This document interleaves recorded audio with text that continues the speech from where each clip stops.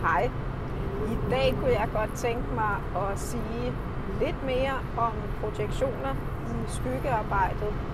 Projektioner er jo sådan et udtryk fra psykologien, som efterhånden har snedet sig ind i hverdagssproget. Forstået på den måde, at vi bruger det i alle mulige sammenhænge, og de fleste af os er godt klar over, hvad det betyder, når man siger, du projicerer noget over på mig, eller jeg projicerer noget over på dig. Det er selvfølgelig, at vi ser det i andre, som vi har svært ved at se i os selv. Når jeg gerne vil folde begrebet lidt mere ud, så er det fordi, at det er noget, vi benytter rigtig meget i skyggearbejdet. Det er faktisk fundamentet for alt skyggearbejde. Det er, at man har forstået projektionsbegrebet, og at man formår at arbejde med det i praksis. Fordi der er nemlig langt fra at kunne forstå ordet projektion, og så til at kunne arbejde med det i praksis.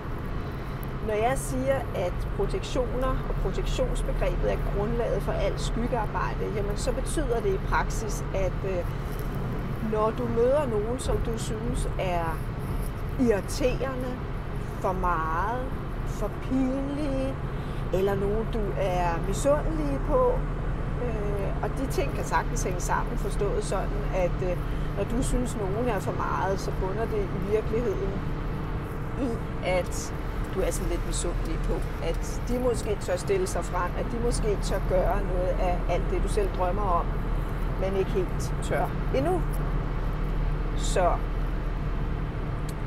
det, der også ligger i projektionsbegrebet, når vi arbejder med det i praksis, og når vi virkelig tør konfrontere os selv og se på, at det, du enten frastødes eller tiltrækkes ved hos andre, jamen det er egentlig skjulte, gemte, fortrængte, forbudte sider af dig selv, så ligger der også i det, at der er en masse guld at hente. Forstået på den måde, at selv de sider af dig selv, du synes er pinlige eller forkerte, eller som du skammer dig over, det kan faktisk blive frigjort til noget, som er en kæmpe ressource i dig.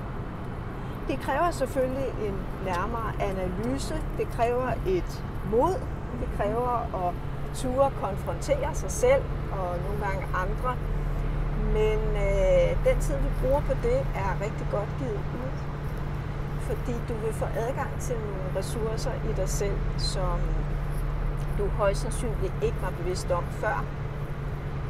Jeg kan varmt anbefale, hvis du er lidt mere nysgerrig på det her, godt vil døbe tæerne lidt i vandet, jamen så tag og hent min gratis e-bog om skyggearbejdet. På den måde kommer du godt i gang med skyggearbejdet. Her folder jeg begreberne ud for dig, og jeg kommer med nogle konkrete eksempler, sådan så at det giver mening for dig, og sådan så det bliver mere konkret end abstrakt. Uanset hvor du er og hvem du er derude, så vil jeg ønske dig rigtig meget held og lykke med skyggearbejdet. Det er super spændende og frigørende, og du bliver formentlig aldrig færdig med dit skyggearbejde. Hej.